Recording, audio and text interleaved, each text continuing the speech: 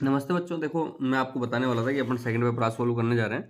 पहला क्वेश्चन है, समान प्राशन दाव वाले विलयन कहलाते हैं। तो आप लोगों को मैंने कल बताया था क्लास में, समान प्राशन दाव वाले जो विलयन होते हैं उनको समप्रासरी विलयन बोलते हैं। क्या बोलते हैं? समप्रासरी विलयन।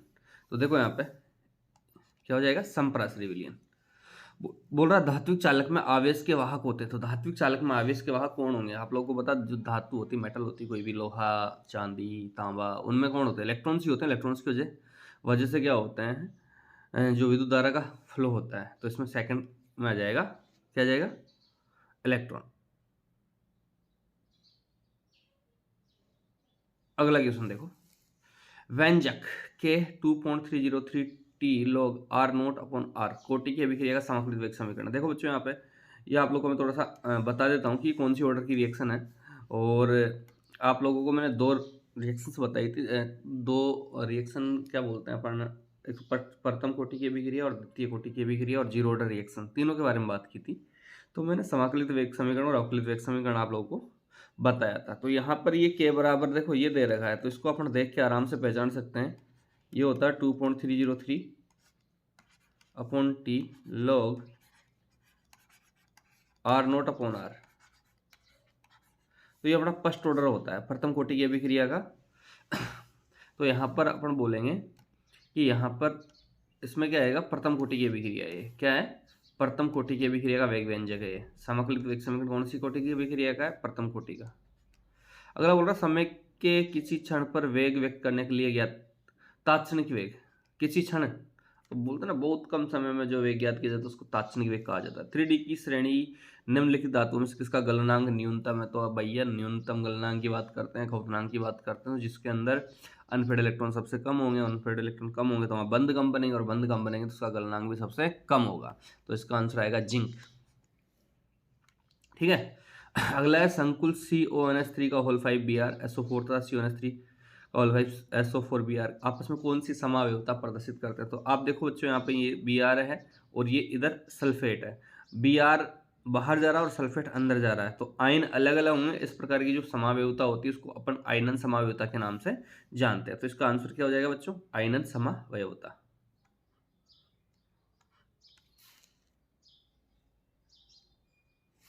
ठीक है। अगला देखो बेटा, अगला है, संकुल में कौन सा लिगेंड होने पर बंधनी समावयवता होगी? देखो, बंधनी समावयवता की अगर बात करें तो बंधनी समावयवता वहां होती है जहां पर लिगेंड उभयतंतुक हो। तो ये यहाँ पर NCS उभयतंतुक लिगेंड है यहाँ पे। ठीक है। ग्लूकोज को ब्रोमीन जल से ऑक्सीकृत करने पर बना अम्ल कौन सा होता है? ग्लूकोनिक अम्ल होता है। ग्लूकोज का जो मॉलिक्यूल है उसको जब ऑक्सीडाइज कर दिया जाता है तो उससे ग्लूकोनिक अम्ल बनता है बेटा। क्या बनता है? ग्लूकोनिक अम्ल। तो इसमें आ जाएगा ग्लूकोनिक अम्ल। दूध में पाई जाने वाली शर्करा है, तो आप सबको पता है लैक्टोज मिलती है दूध में। CH2NH2 CH2NH2 ये देखो, एमिन वाला जो चैप्टर पढ़ा था उसमें आपको नामकरण भी बताया था मैंने। और इस लेगेंड है ये, एथिलीन डायमिन इसको बोलते हैं। और इसका अगर अपन को नामकरण करना है तो इसका नामकरण क्या होगा? कितने कार्बन है इसमें? 2 कार्बन है, 1 और 2। तो इसका नाम क्या हो जाएगा? Ethane 1,2 diamine. तो देखो ऑप्शन में ये रहा, एथेन 1,2 डाई एमिन। गलत मत कर देना, 1,2 डाई एमिनो एथेन मत कर देना, क्योंकि अपन को पता है ना कि अनुलग्न बाद में लिखते हैं अपन, प्रतिस्थापक का नाम पहले। NR3 ये देखो यहाँ पर एमिन है। और मैंने आप लोगों को अमोनिया के बारे में सब कुछ बता दिया था कि जो अमोनिया होता है उसमें संकरण कौन सा होता है। तो NR3 की बात करें या कोई सा भी एमिन आ जाए, 1 डिग्री एमिन आ जाए, चाहे 2 डिग्री एमिन आ जाए, चाहे 3 डिग्री एमिन आ जाए, सबके अंदर संकरण कौन सा होता है? sp3। तो इसमें भी संकरण कौन सा होगा बेटा? sp3। ठीक है, कोई बड़ी बात नहीं है, ऐसे आसान आसान क्वेश्चन है। देखो, तो यहाँ पर कौन सा संकरण हो जाएगा? sp3 संकरण हो जाएगा NR3 के अंदर। तो यहाँ तक ये बातें आप लोगों को समझ में आई होगी। 1 डिग्री एमिन ले लो, चाहे 2 डिग्री एमिन ले लो, चाहे 3 डिग्री एमिन ले लो, सबके अंदर संकरण कौन सा होता है? sp3। वीडियो को मैं जल्दी जल्दी ले रहा हूँ क्योंकि आप लोगों की बातें समझ में आए। अगला है, क्यूमिन से फिनोल प्राप्त करने की अभिक्रिया में उप उत्पाद। देखो क्यूमिन होता है क्या, आप लोग को थोड़ा सा समझा देता हूँ मैं। ये फिनोल है। बेंजीन जो होती है, बेंजीन के ऊपर आप लोग ये ग्रुप जोड़ देते हो, आइसोप्रोपिल बेंजीन इसका नाम होता है ऐसे। तो ये बोल रहा है क्यूमिन से फिनोल प्राप्त करने की अभिक्रिया में उप उत्पाद है। तो यहां पर देखो क्या होता है,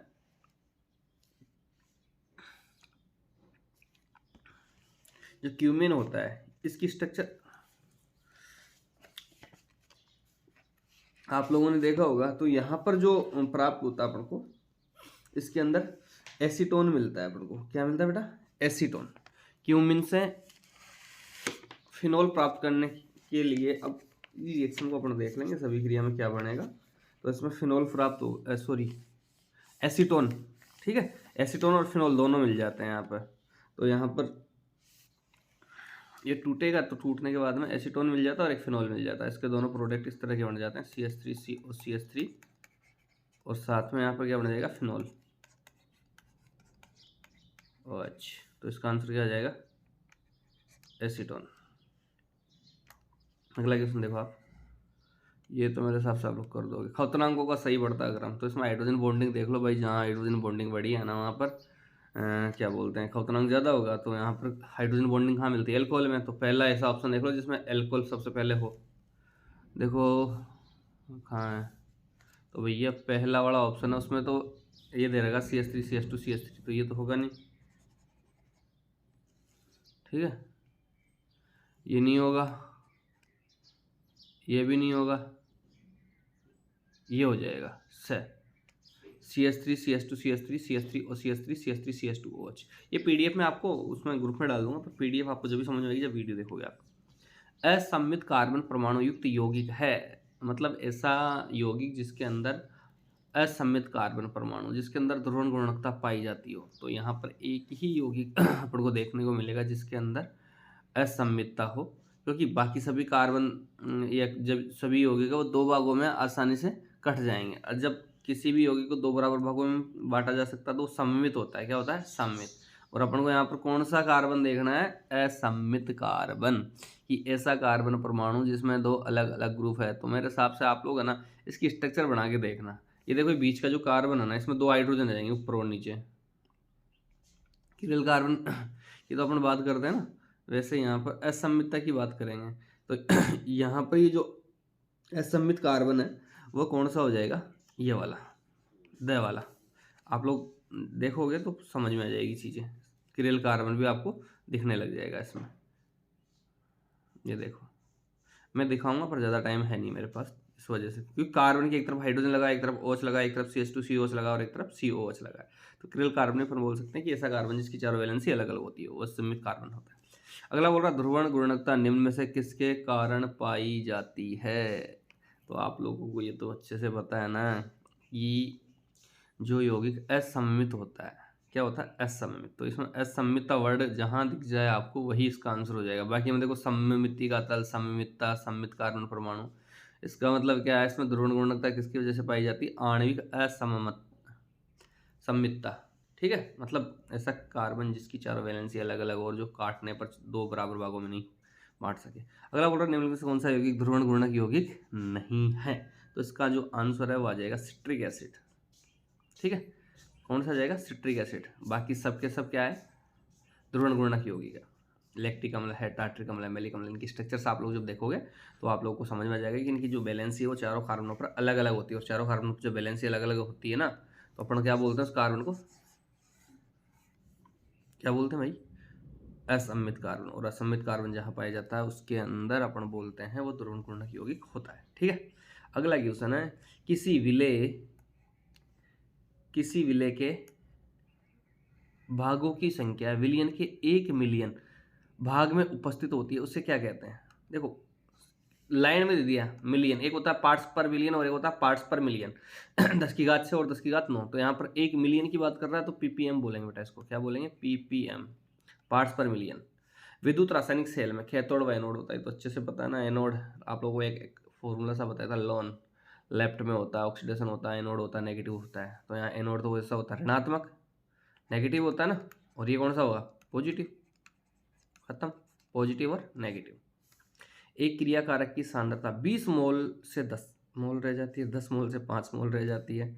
अब ये बोल रहा है कि देखो 20 मोल से 10 आधी हुई, यहाँ पर भी क्या 10 से 5, मतलब दोनों के अंदर हाफ अर्ध आयु काल की बात कर रहा है। तो अपन बोलेंगे कोई ऐसी अभिक्रिया अगर जैसे प्रथम कोटि की अभिक्रिया है तो उसको आधा होने में उतना ही समय लगता है जितना उसकी अर्धायु काल होती है। तो इसका अर्धायु काल और इसका अर्धायु काल एक अर्धायु काल है दोनों के अंदर, तो समय कैसा रहेगा? यहाँ पर समान रहेगा भैया। क्या रहेगा? समान।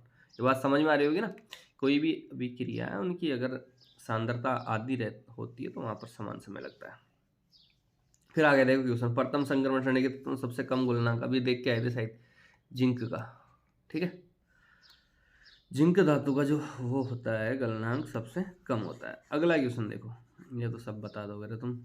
कोऑर्डिनेशन नंबर पूछ रहा है, कितने कोऑर्डिनेशन नंबर है, ये कौन लगा हुआ है इसमें, एथिलीन डायमीन लगा हुआ है, और एथिलीन डायमीन कितने लगे हुए हैं, 1 और 2, और इसकी डेंसिटी कितनी होती है, 2। तो 2 जब लिगेंड लगे हुए हैं तो डेंसिटी कितनी हो जाएगी, 4। वैसे दिख भी रहा है देखो, 1 2 3 4, 4 बॉन्ड बन रहे हैं ना, तो यहाँ पर आंसर हो जाएगा 4। तो उक्त संकुल आयन में कॉपर की समन्वय संख्या कितनी होती है बेटा, 4 होती है, ठीक है। वीडियो ज़्यादा बड़ा हो रहा है, जल्दी जल्दी देखो रे। जल में विलय विटामिन होते हैं जिससे ये मूत्र द्वारा बाहर निकल जाते हैं और शरीर में संचित नहीं हो पाते। तो आप लोगों को बता दूं, विटामिन बी होता है और ये विटामिन सी, दोनों के दोनों ऐसे होते हैं जो मूत्र में निकल जाते हैं, बी व सी याद रखना। और विटामिन ए डी ई के ये कौन से होते हैं, वसा में विलय, तो यहाँ पर कौन आ जाएगा, बी व सी होते हैं। ऐसे क्वेश्चन आएंगे अपने। क्यूमिन का नाम है, देखो क्यूमिन का नाम आइसोप्रोपिल बेंजीन होता है। क्या होता है, आइसोप्रोपिल बेंजीन। अभी अपना देख के आए थे ना, वही है क्यूमिन।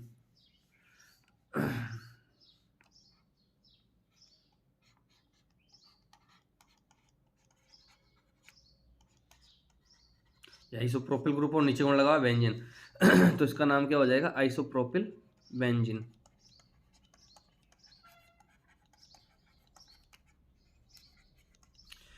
क्यूमिन का नाम क्या हो जाएगा, आइसोप्रोपिल बेंजीन। अगला देखो क्या है, गिरनार अभिक्रम का कार्ब धात्विक यौगिक होता है। क्या होता है, कार्ब धात्विक यौगिक। देखो सुनो भैया, RMGX को अपन गिरनार अभिक्रमक बोलते हैं। ऑर्गेनोमेटेलिक कंपाउंड्स होता है ये, मेटल आ गया ना इसमें, कार्बन भी आ गया, कार्ब धात्विक यौगिक। तो ये क्या है, कार्ब धात्विक यौगिक। ये क्या है, ये वाइनिलिक एलाइड है, बताया था ना आप लोगों को मैंने। एक तो होता है एलिलिक और एक होता है वाइनिलिक। तो ये कौन सा एलाइड है अपना, वाइनिलिक एलाइड।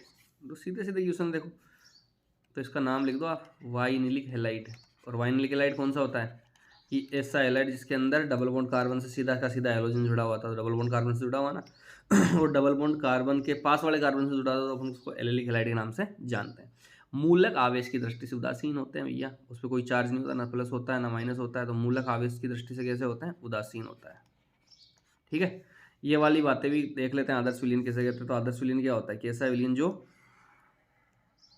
रावर्ट के नियम का पालन करता है। तो अपन बोलते हैं कि वह विलयन जो ताप तथा सांद्रता सभी मानों पर, ये बात लिखनी पड़ेगी आपको, कि वह विलयन जो ताप तथा सांद्रता के सभी मानों पर, वे विलयन जो आप लोगों की कॉपी में भी है, ताप तथा सांद्रता के सभी मानों पर रावर्ट के नियम का पालन करता है, उसे आदर्श विलयन कहते हैं। आप लोग देख लेना भाई, मैं अब ज़्यादा नहीं बताऊंगा। रावर्ट का नियम भी उसी चैप्टर का है, अपना जो फर्स्ट चैप्टर विलयन वाला उसी का है, कि किसी विलयन के प्रत्येक वाष्पशील अवयव का आंशिक वाष्प दाब इसकी मोल अंश के समानुपाती होता है। ऐसा कुछ मैंने आप लोगों को बताया था, तो आप लोग दोबारा देखिएगा, आपको मिल जाएगी। विशिष्ट चालकत्व, कप्पा तथा सेल स्थिरांक संबंध, ये भी पता होगा, कप्पा 1/r गुणा L/A, ये संबंध होता है इसमें कप्पा का। आप लोग जब देखोगे ना, सारी चीज़ें समझ में आ जाएगी। 1/r गुणा L/A, ठीक है। अगला बोल रहा है K2Cr2 के नारंगी विलयन में प्रबल क्षार NaOH या KOH मिलाने पर विलयन पीला हो जाता है, क्यों। तो ये तो अपन ने रिएक्शन शायद कॉपी में अच्छे से करवाई थी, बहुत सारी 3 4 5 रिएक्शन कर करके देखी थी कि यहाँ पर क्या होता है। तो और मैंने आप लोगों को बताया भी था कि जो K2Cr2O7 है, इसको जब प्रबल क्षार में अपन मिला देते तो ये क्रोमेट बन जाता है, और क्रोमेट बनने की वजह से इसका जो विलयन है वो कैसा हो जाता है, पीला रंग का। देखो यहाँ पर ये जो क्रोमेट होता है K2Cr2O7, ये जब टूटेगा Cr2O7, यहाँ जब K2 कटा होता है तो -2 आ जाएगा। ये कैसा होता है, नारंगी रंग का होता है। कैसा होता है बेटा, नारंगी रंग का।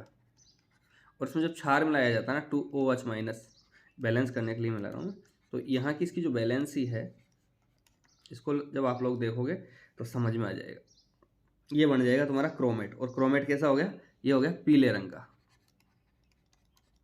तो बोल रहा है मिलाने विलयन का पील, तो अपन क्या बोलेंगे कि यहाँ पर ये जब इसको प्रबल क्षार में मिलाते हैं तो क्रोमेट बन जाता है। क्या बन जाता है, क्रोमेट, और इसकी वजह से ये पीला हो जाता है। अगला क्वेश्चन देखो बेटा, NH2 लिगेंड का IUPAC नाम बताओ। तो यार ये तो बता ही दोगे, NH2 लिगेंड का IUPAC नाम क्या होता है, इसका NH2 जो इसका जो लिगेंड है, इसका नाम क्या होता है? IUPAC नाम एमिडो होता है। क्या होता है? एमिडो। आपका क्वेश्चन ये है NH2, तो इसका एमिडो होता है। क्या होता है? एमिडो। तो ये क्वेश्चन थे आज के अपने। ठीक है, इस वीडियो को यहीं ख़त्म करते हैं।